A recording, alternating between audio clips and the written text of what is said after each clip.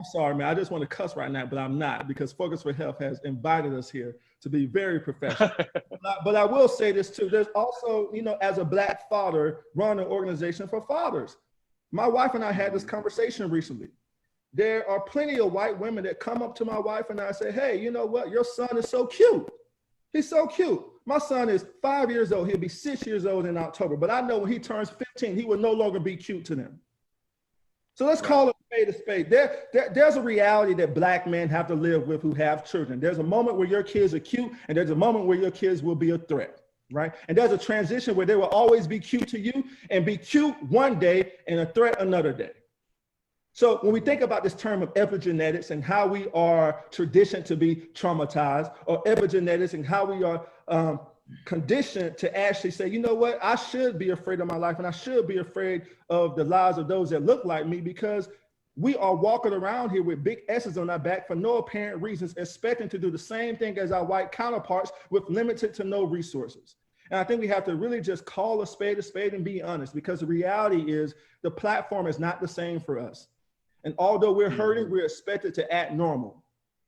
But we deserve to receive an opportunity to not be normal, to say, you know what, I'm hurting. And I deserve to say, hey, if I want to walk around and be angry as hell one day, let me be angry. But don't try to kill me because I look angry. Right. That's one of the things I appreciate that, Dr. Charles. Like one of the things that I wanted to actually add into that conversation is some of the trauma of code switching in general, specifically in philanthropy and in nonprofits, and how you show up determines how much money of the fraction of money we were going to give anyway, but how much more we're going to divide that up based on how close to white middle class norms you present. I know that for me and little Lorenzo over there, we're smaller guys, so there's an additional component of being a threat that comes with being smaller guys like me and Lorenzo.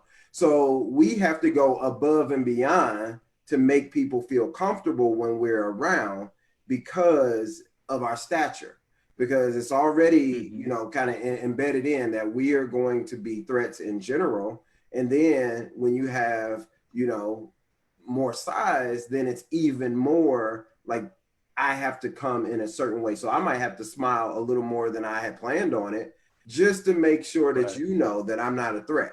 I was thinking the other day, as we're walking, I've been trying to get more into walking and exercising and seeing people on the sidewalk. And I was noticing that when white women are on the sidewalk, I tend to move over even more than I normally would move for anybody in general, just to make sure that there's no questions of space or any of that. And even, obviously in COVID, we give in space anyway, but like I'm giving additional space.